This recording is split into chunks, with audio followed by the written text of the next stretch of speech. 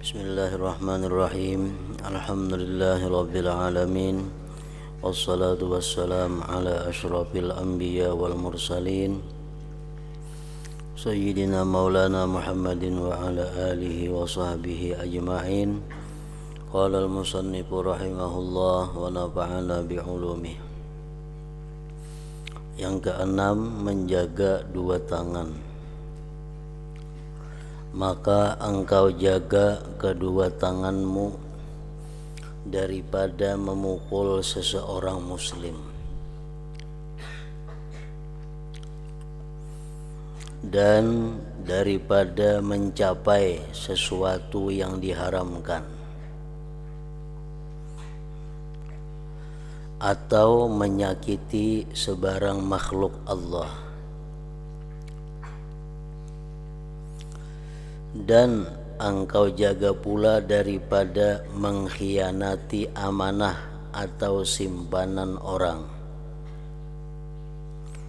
dan daripada menulis sesuatu yang tidak boleh dituturkan, sebagaimana haram menuturkannya, maka haram pula menulisnya. Karena tulisan adalah salah satu di antara dua lidahmu, maka hendaklah engkau jagakan kalammu, tulisanmu, daripada menulis sesuatu yang diharamkan, memperkatakannya.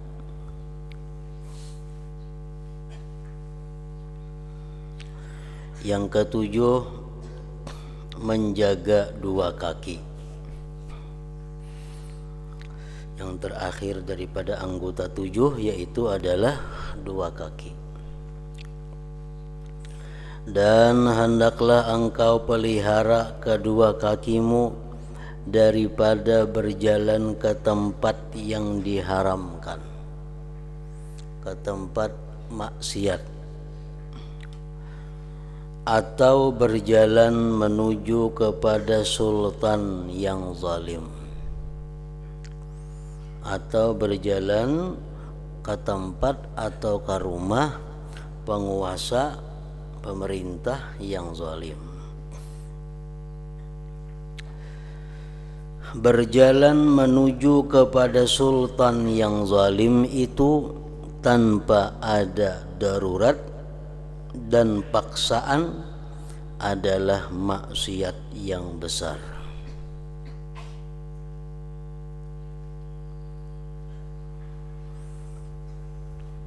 Berjalan ke tempat sultan yang zalim itu dibolehkan untuk sesuatu urusan yang tidak boleh tidak mesti kita lakukan. Nah, kalau berjalan ke tempat orang yang zalim hanya sekedar untuk berilang atau sekedar untuk memenuhi undangan atau saruannya, maka itu adalah satu kemaksiatan yang besar.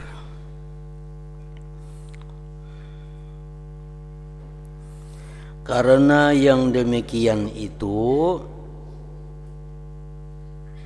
berilang atau memenuhi undangan atau saruan penguasa yang zalim itu dianggap tawadhu', merendahkan diri bagi mereka dan menghormati atas kezaliman mereka.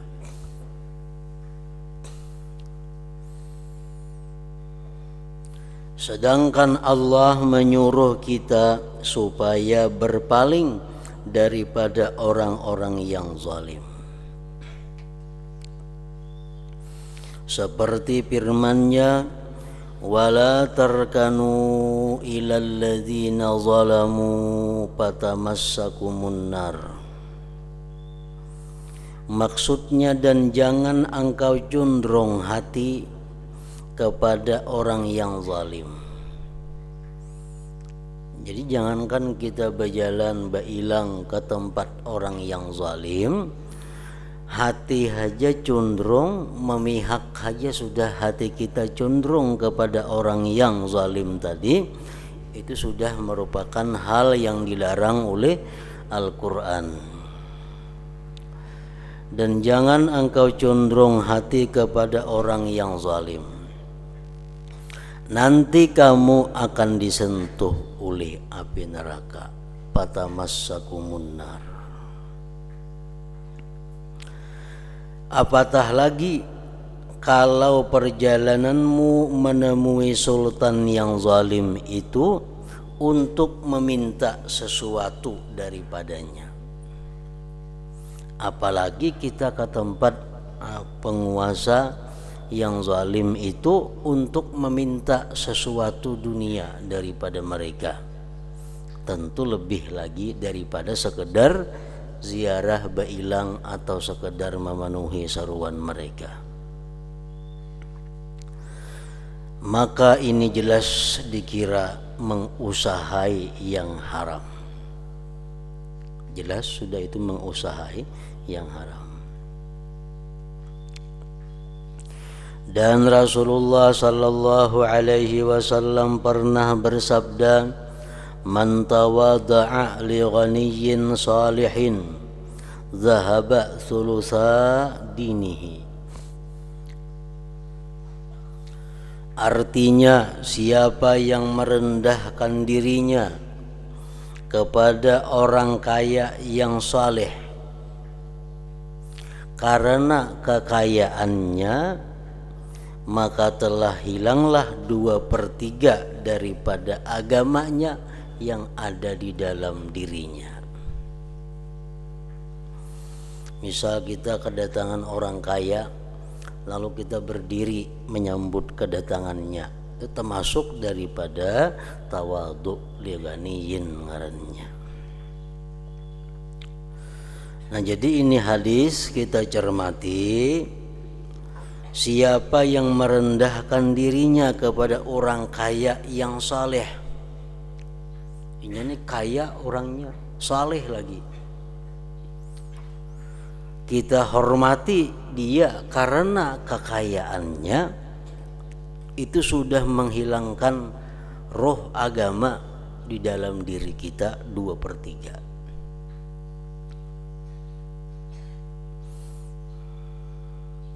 Betapa pula kalau engkau tawadhu kepada orang kaya yang zalim. Makinnya artinya bisa habis sebijian agama rohnya itu di dalam diri kita. Nah, jadi ini hadis tadi, kita menghormati seseorang yang kaya itu karena kekayaannya. Itu nang kada boleh. Kita menghormati orang kaya itu karena mengharapkan harta bendanya, makinnya kada boleh lagi. Nah, tapi kita boleh menghormati orang kaya itu karena kesalehannya, boleh. Kita boleh menghormati orang kaya itu karena kebaikannya, boleh juga. Jadi ada perbedaan yang tipis, perbedaan yang sedikit. Misalnya ada orang kaya ini saleh, orang kaya ini ahli ibadat, orang kaya ini sosialnya tinggi, kita hormati karena kebaikannya itu. Nah, itu kan jadi masalah. Tapi kalau di waktu kita menghormatinya itu yang terpandang di hati kita kekayaannya, nah itu nang kada boleh. Itu nang kada boleh. Kita hormati orang kaya yang zalim itu karena kekayaannya, salah. Kita hormati orang yang kaya yang zalim itu karena kezalimannya, makin salah lagi. Tapi kalau kita hormati orang kaya yang zalim itu karena takut akan kejahatannya, nah itu boleh. Ini orang kaya ini zalim, bila kada dihormati kita bisa diganggunya. Bila kada dihormati kita bisa kada aman. Kalau kita hormati karena khawatir akan kejahatannya, nah itu kada jadi masalah. Nah, jadi menghormati orang kaya karena kekayaannya, karena mengharap pemberiannya, itu yang sangat dilarang oleh agama kita. Itu bisa menghilangkan agama 2/3 daripada diri kita. Misalnya ada orang yang kaya, yang setahu kita kalau ada kebaikannya, kalau ada sosialnya, kalau ada apanya, lalu kita berdiri menghormati kedatangannya. Nah, apa tujuan kita menghormati itu? Itu antara dua aja. Bila karena kekayaannya, salah sudah. Atau kita khawatir kejahatannya, nah itu boleh. Tapi kalau orang kaya ini baik orangnya, berjasa di mana-mana orangnya, kita hormati, itu boleh. Tapi karena kebaikannya itu, kita hormat karena kebaikannya, bukan karena kekayaannya, itu boleh. Coba lihat begitu dahsyat akibat tawadhu atau merendahkan diri kepada orang kaya yang saleh karena kekayaannya, maka betapa pula kalau engkau tawadhu kepada orang kaya yang zalim.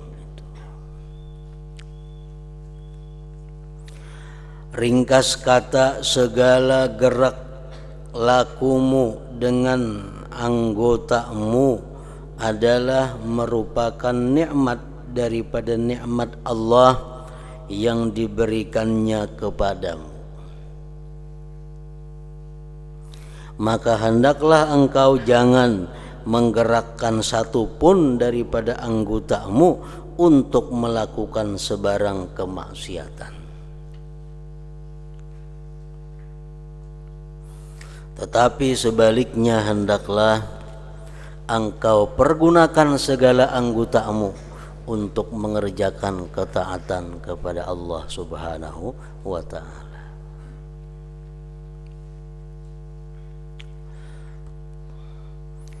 Dan ketahuilah apabila kamu cuai, artinya kada menghiraukan, kada memperdulikan, tangan kemanakah hendak menggunakan tangan, mata kemanakah hendak menggunakan mata, kemana hendak disalurkan, telinga kemana hendak menggunakan digunakan, kada memandang bolehkah, kadakah, kada tahu urusannya. Nah, itu ngarannya kada peduli. Maka akibatnya akan kembali kepadamu. Wa man asaa fa alaiha. Siapa yang berbuat jahat maka atas dirinya sendiri. Dan apabila engkau rajin, maka manfaatnya juga akan kembali kepadamu. Kita bisa memelihara anggota tubuh kita daripada yang dimurkai Allah, manfaat kebaikannya kembali kepada kita. Allah maha kaya daripadamu dan kaya daripada amalanmu. Kita taat, kita kada taat, sedikit pun kada mengganggu dengan kekayaan Allah. Kita bakti kepada Allah, kita durhaka kepada Allah, sedikit pun kada mengurangi akan kebesaran Allah. Andai kata seluruh isi bumi ini kelakuan-kelakuan manusia seperti kelakuan Nabi Muhammad sallallahu alaihi wasallam, seluruh isi bumi, seluruh manusia dalam dunia kelakuannya sama seperti kelakuan Nabi Muhammad, sedikit pun kada akan menambah kebesaran kerajaan Allah Subhanahu wa ta'ala.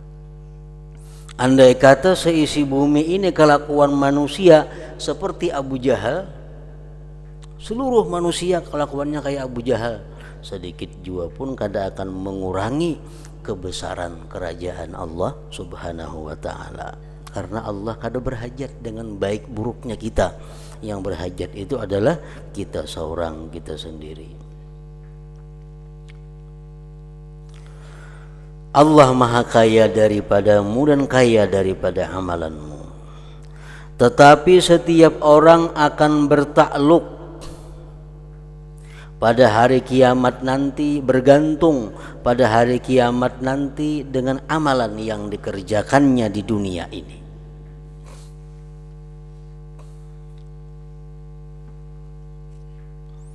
Kita sangat tergantung dengan amalan yang kita perbuat dalam dunia.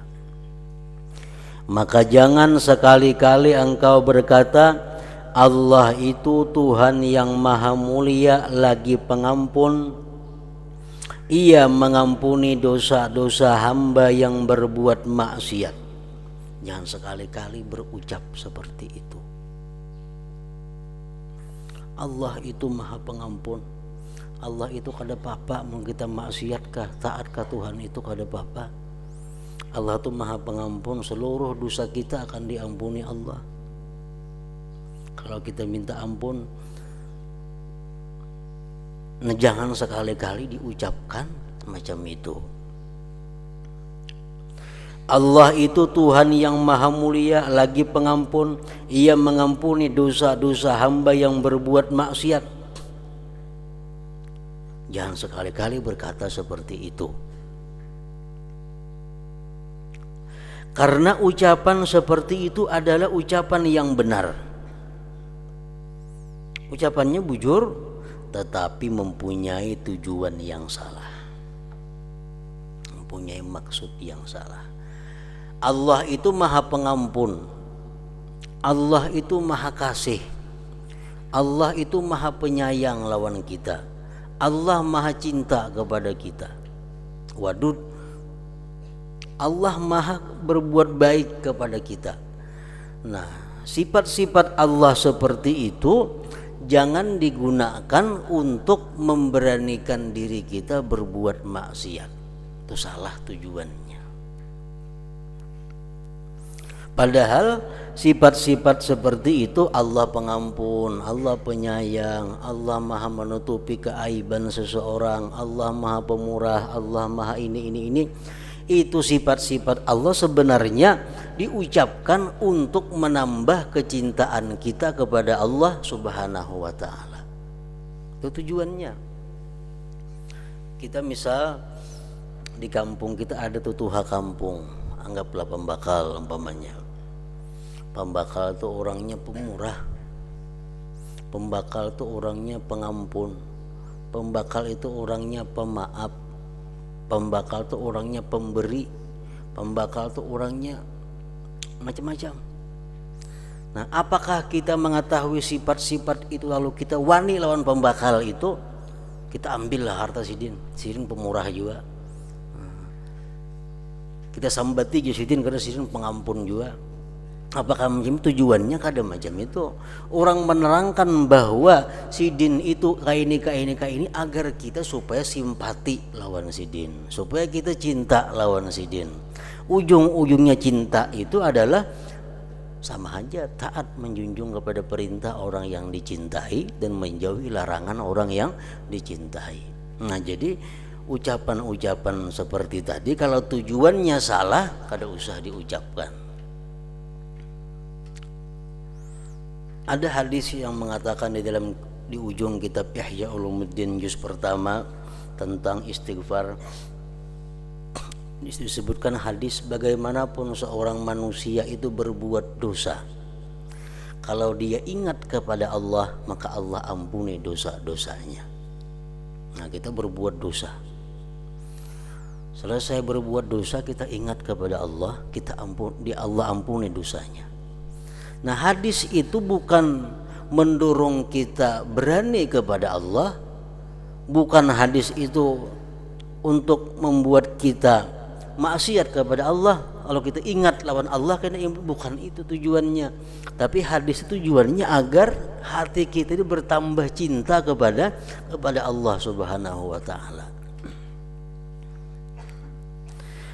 Kalau tujuannya membuat kita berani maksiat, membuat kita berani menentang Allah, nah jangan diucapkan itu. Allah itu Tuhan yang maha mulia lagi pengampun, Ia mengampuni dosa-dosa hamba yang berbuat maksiat.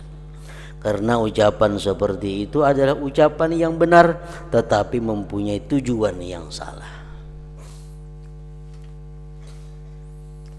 Tujuan yang salah apa? Apabila kalimat itu membuat kita malas untuk ibadah. Tujuan yang salah kalau kalimat itu menjadi kita wani berbuat maksiat. Itu tujuannya salah.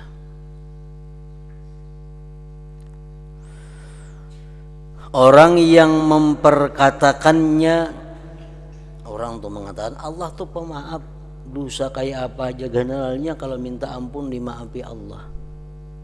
Kalau tujuannya untuk berani melakukan maksiat, itu digelarkan dengan ahmak, bodoh.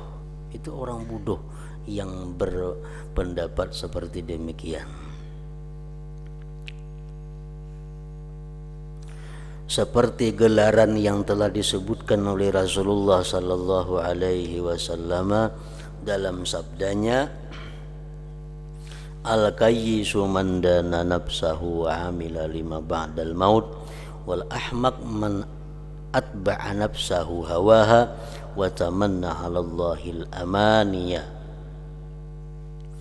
Artinya, ujar Nabi, orang yang cerdik, pintar adalah orang yang selalu memperhitungkan dirinya, orang yang selalu menghisap akan dirinya sebelum dihisap orang,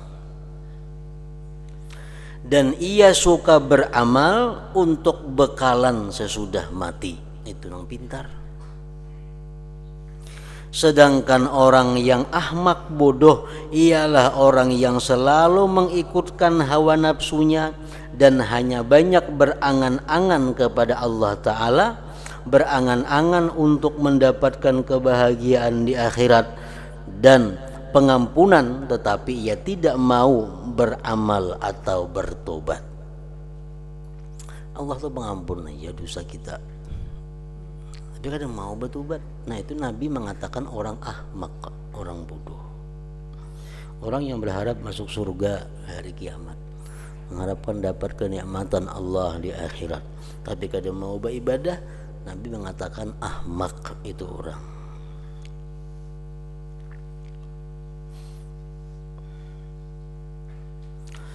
Dan ketahuilah bahwasanya siapa yang mau menjadi seorang yang alim tetapi ia tidak berusaha mencari ilmu dan hanya berkata Allah itu Tuhan yang maha mulia lagi maha mengasihani, ia berkuasa mencampakkan ilmu ke dalam hatiku, ujarnya, tanpa usaha dan susah payah. Seperti ia telah mencampakkan ilmu ke dalam hati para anbiya dan auliyanya tanpa susah payah mengulang kaji dan mencatat.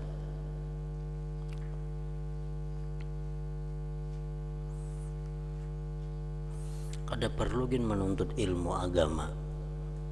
Tuhan hendak memberi aku ilmu, bisa karena Tuhan memberi ilmu. Tuhan tuh maha pemurah, Tuhan tuh maha pemberi. Itu pang nabi-nabi dahulu ada dina mengajinya atau dengar jadi nabi. Nah, jadi kada usah bersusah payah menuntut ilmu, mengaji, menghafal. Sama halnya dengan orang yang berpendapat bahwa Allah itu maha pengampun, maha menerima, maha mengampuni segala dosa. Allah itu maha pemurah, kada usahakin tobat, kada usahakin beribadah. Nah, kayak apa hasilnya?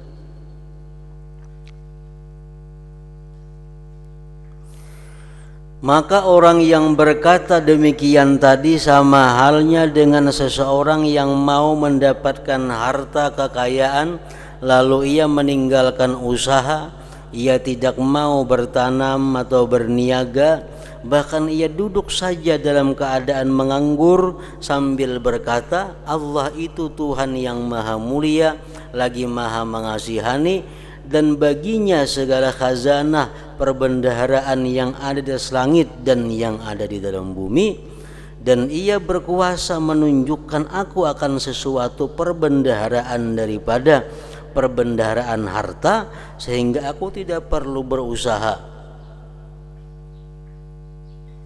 seperti apa yang dikaruniakan kepada sebagian hamba-hambanya.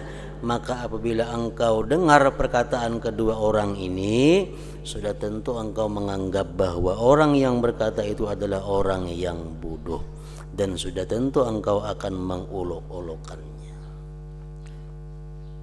Muka ada perlu himat bejari menganggur gin monton hendak maandaki aku harta, datang hari ini betuyuk harta guguran di langit emas intan berlian.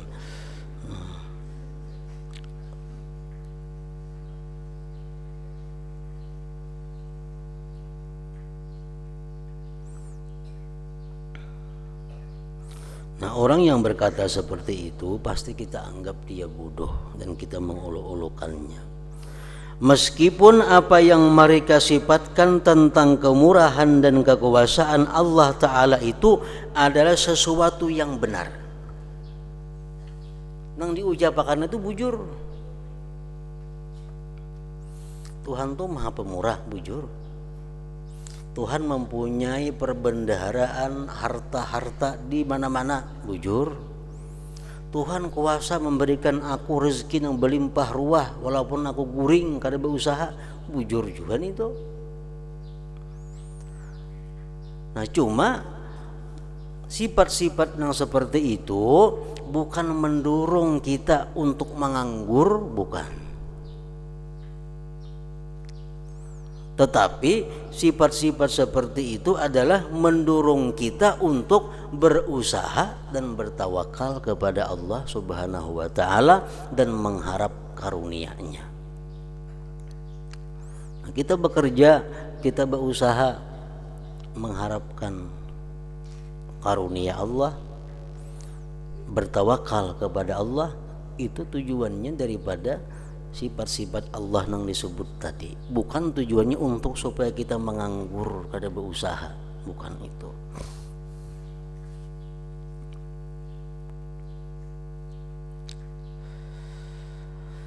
Maka begitu halnya orang yang arif dalam agama, mereka akan mentertawakan engkau seandainya mereka melihat engkau memohon ampun dosa daripada Allah Ta'ala tanpa sebarang usaha untuk mencapainya, tanpa bertobat. Allah Maha Pengampun, Allah bisa aja mengampuni aku dosa, tapi kita kada bertobat, kita akan ditertawakan oleh orang yang arif dalam agama.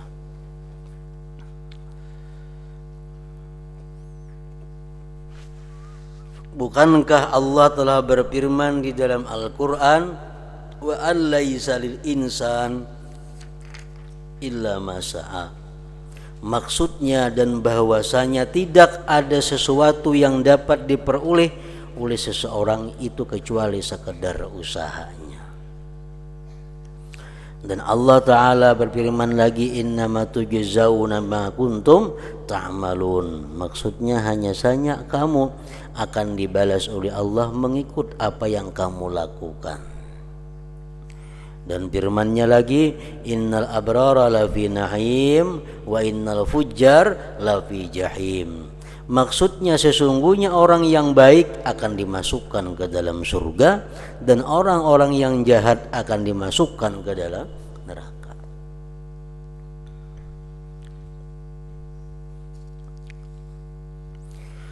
Dan apabila engkau tidak meninggalkan usaha di dalam mencari ilmu dan harta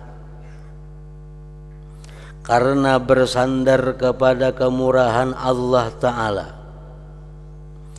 maka begitu pula engkau tidak meninggalkan berbuat bekalan akhirat karena bersandar kepada kemurahan Allah. Dalam dunia kita tahu ya, pada Allah tuh maha pemurah, Allah maha kaya, tapi tetap kita berusaha. Allah maha pemberi, pemberi ilmu, pemberi macam-macam, tapi kalau kita hendak jadi orang alim tetap kita mesti menuntut ilmu. Nah, begitu pula engkau tidak meninggalkan berbuat bekalan akhirat karena bersandar kepada kemurahan Allah. Bujur aja surga itu adalah rahmatnya Allah, tapi tetap kita kada meninggalkan usaha-usaha untuk mendapatkan rahmat Allah itu. Maka janganlah engkau malas berbuat ibadat, karena Tuhan dunia dan Tuhan akhirat itu satu. Tuhan dunia ya Allah, Tuhan kita di akhirat yaitu juga orangnya. Nah, kalau di dalam dunia kita bagana duduk di rumah kada mencari apa-apa, apakah datang harta kepada kita? Nah, itu juga kalau kita kada beramal akhirat, apakah kita akan masuk surga? Tuhannya itu juga. Orang menuntut ilmu kada, apa kada, maulah jadi alim. Dalam dunia nih kada mau. Nah, itu juga di akhirat, kalau kada bekerja untuk akhirat, kada akan dapat kenikmatan akhirat. Karena Tuhan dunia dan Tuhan akhirat itu satu saja, dan Tuhan itu maha pemurah dan maha mengasihani, baik di dunia ataupun di akhirat. Kemurahannya Allah tidak bertambah dengan ketaatanmu, dan kemurahannya bahwa ia memudahkan bagimu jalan yang dapat menyampaikan engkau ke negeri yang kekal abadi, yang penuh dengan segala kenikmatan dan kebahagiaan, dengan syarat engkau mampu bersabar menahan syahwatmu untuk beberapa hari yang sangat sedikit sekali. Umur kita dalam dunia paling tua umpamanya 100 tahun. Itu sangat sedikit kalau dibanding kehidupan akhirat. Kada ada artinya, mungkin detik saja hitungannya. Dan inilah kesudahan daripada kemurahannya Allah. Maka janganlah engkau berbisik di dalam dirimu dengan lamunan dan angan-angan yang kosong, dan hendaklah engkau mencontohi kesungguhan orang-orang yang mempunyai kepandaian daripada para anbiya dan salihin. Rasulullah SAW orang yang sudah nyata-nyata dijamin oleh Allah surga, tetap beliau sungguh-sungguh rajin dalam menunaikan ibadah. Rasulullah orang yang sudah dijamin kada punya dosa, tapi tetap beliau melakukan istighfar, minta ampun kepada Allah minimal 70 sampai 100 kali sehari. Nah, itu yang dicontoh artinya. Maka jangan engkau mengharap menuai buah yang tidak engkau tanam. Maulah. Maka jangan engkau mengharap menuai buah yang tidak engkau tanam. Dan mudah-mudahan Allah memberikan cucuran rahmat dan keampunannya kepada orang yang rajin berpuasa, sembahyang, berjihad, dan bertakwa.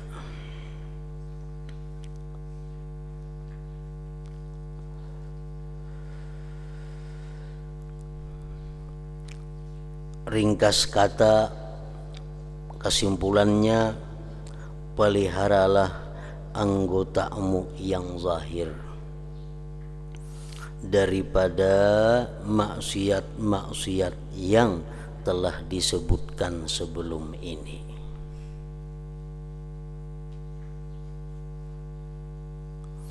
Dan ketahuilah bahwa perbuatan anggotamu yang zahir ini hanyalah timbul dari arahan yang datang dari dalam hatimu. Kenapa tangan kita bergerak, mata kita melihat itu, telinga kita mendengar ini? Itu adalah arahan daripada hati kita. Karena al-qalbu itu adalah kal malik, seperti raja, wal a'dha ra'iyatun, anggota-anggota ini seperti rakyatnya. Dan apabila engkau bermaksud memeliharakan segala anggotamu yang zahir,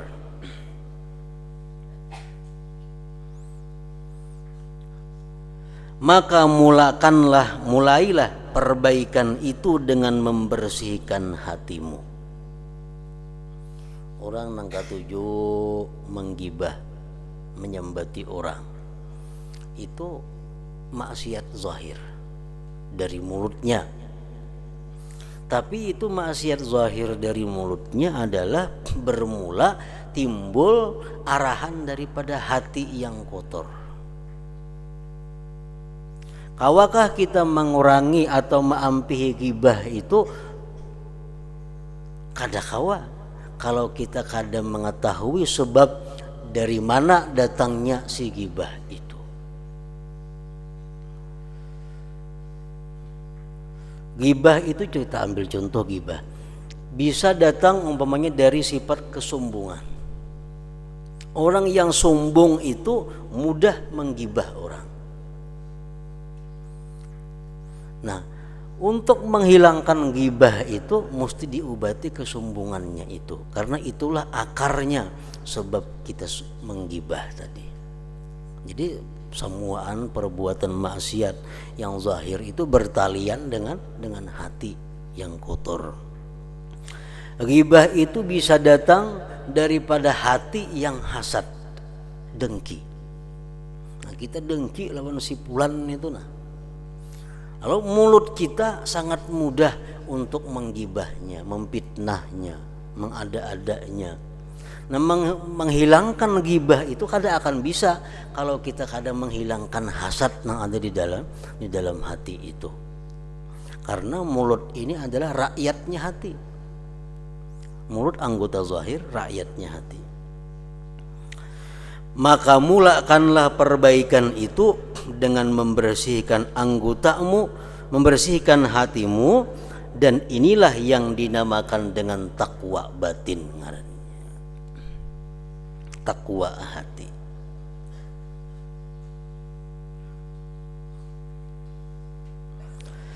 Dan hati yang ada di dalam dadamu itulah yang dinamakan dengan mudghah, sakatul atau segumpal daging. Apabila baik daging itu, maka baiklah seluruh tubuh.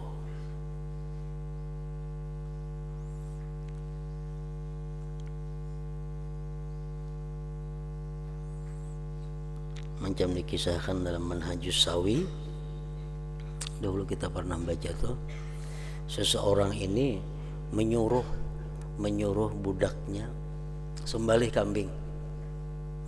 Kayaknya sudah ikut menyembelih kambing, aku minta daging yang paling baik bawa ke sini. Sembelihnya kambing. Dipilihnya daging yang paling baik adalah hati kambing. Nah tuan, ini daging yang paling baik.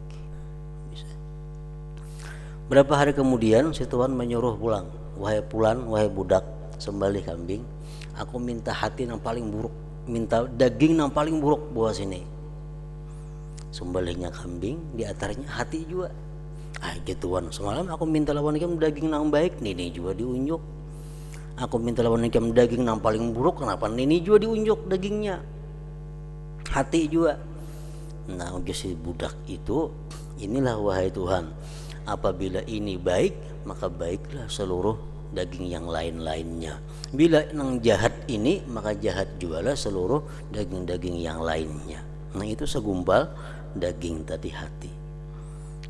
Orang yang hatinya bersih, kada akan timbul di mulutnya itu perkataan-perkataan yang sifatnya dosa. Orang yang hatinya bersih, kada akan timbul di mulutnya ghibah, namimah, fitnah, macam-macam kada akan timbul. Orang yang berkata bungol, tambuk, binatang, bangsat, pasti hatinya macam itu juga.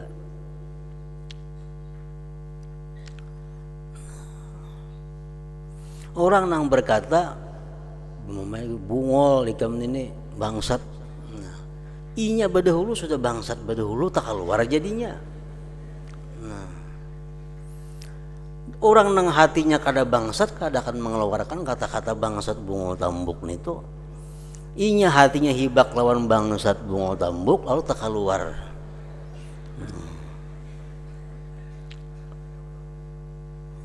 Itu ucapan-ucapan laknat ucapan-ucapan kutukan. Ujar Nabi, ana laisa bila'an, aku bukan orang yang suka mengutuk.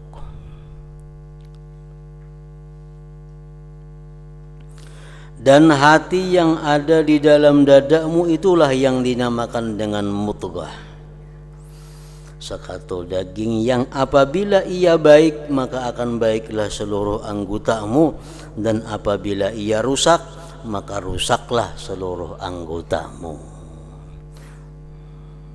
Dan kebersihan hati itu hanya dicapai melalui muraqabah, melalui pengintaian hati. Bila kada diintai hati kita, kada diperiksa hati kita, kada dikontrol hati kita akan rusak dan akhirnya bisa hancur, mati sama sekali. Nah, pasal kedua, cara-cara meninggalkan maksiat batin, maksiat hati.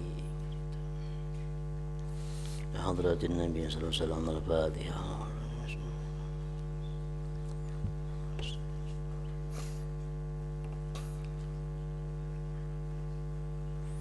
Bismillahirrahmanirrahim. Alhamdulillah rabbil alamin.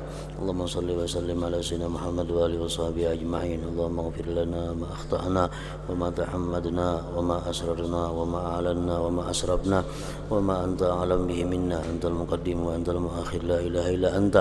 Allahumma anfa'na bima 'allamtana wa 'allimna ma yanfa'una wa zidna fahman wa ilman wa amalan wa hudan wa tawfiqan bi rahmatika ya arhamar rahimin. Sallallahu alaihi wasallam Muhammad wa alihi wasallam. Alhamdulillah.